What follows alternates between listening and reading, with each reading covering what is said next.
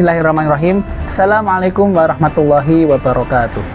Hamdan syukronillah. Assalatu wassalamu ala asrafil anbiya'i wal mursalin wa ala alihi wa ashabihi wa man tabi'ahum bi ihsani ila yaumiddin, amma ba'du. Pemirsa sekalian dirahmati oleh Allah Subhanahu wa taala, kita sudah memasuki 10 hari yang terakhir di bulan Ramadan, di mana 10 hari yang terakhir atau sepertiga yang terakhir di bulan Ramadan ini adalah di mana Allah memberikan janji kepada kita semua umat Islam yang beriman kepada Allah untuk dibebaskan dari siksaan api neraka apabila kita mampu menjalani secara konsisten ibadah puasa di sisa-sisa hari terakhir ini dengan penuh keikhlasan, penuh pengharapan, dan juga penuh dengan keridhaan dari Allah Subhanahu wa taala. Pada kesempatan kali ini, insya Allah saya akan menyampaikan tentang amalan-amalan apa saja yang akan sangat diutamakan dan sangat penting dilakukan di 10 hari terakhir di bulan Ramadan ini.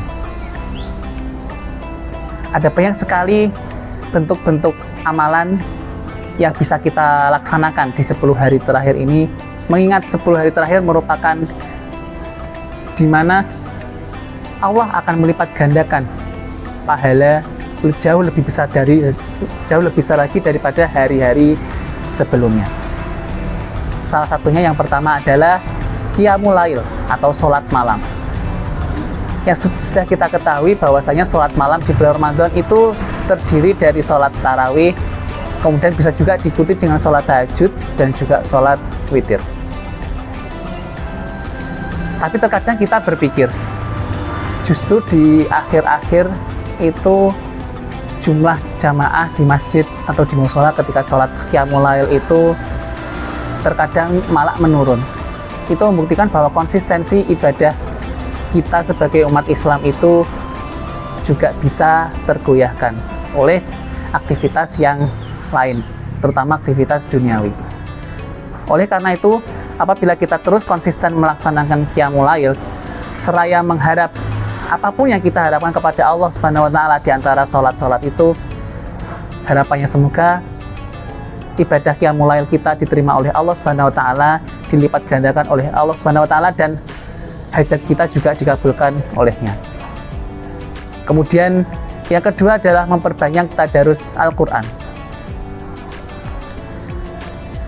Pemirsa dirahmati oleh Allah Subhanahu wa taala, pada malam-malam terakhir di bulan Ramadan kita melaksanakan ibadah yang namanya i'tikaf atau berdiam diri di masjid atau mushola. Nah, ketika i'tikaf kita bisa mengisinya dengan memperbanyak tadarus Al-Quran. Siapa tahu kita bisa menghatamkan 1 atau 2 juz dalam satu malam. Insya Allah itu keberkahan dan nilai pahalanya akan luar biasa. Oleh karena itu, marilah kita sempatkan di malam-malam terakhir ini untuk memperbanyak tadarus Al-Quran kita, karena setiap bacaan yang kita baca akan dilipat gandakan oleh Allah Subhanahu wa taala. Pemirsa dihormati oleh Allah Subhanahu wa taala, yang ketiga, amalan yang bisa kita lakukan di 10 hari terakhir adalah memperbanyak sedekah. Karena seperti yang pernah saya sampaikan di pertemuan yang sebelumnya, bahwasanya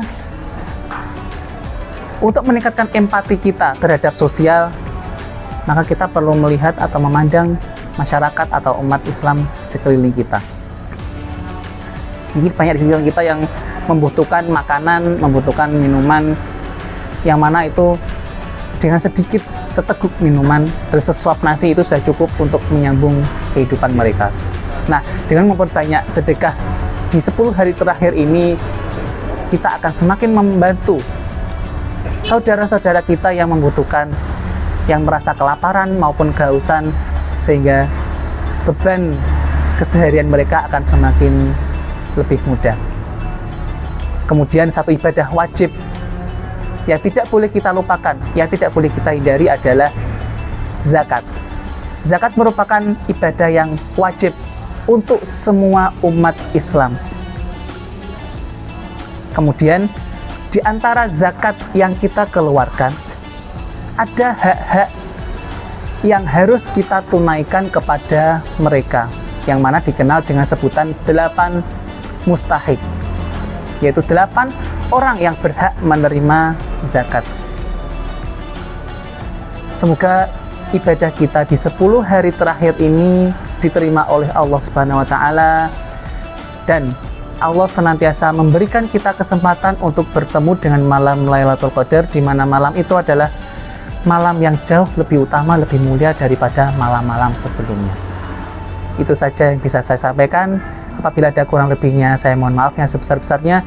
Wabillahi taufiq wal hidayah. Assalamualaikum warahmatullahi wabarakatuh.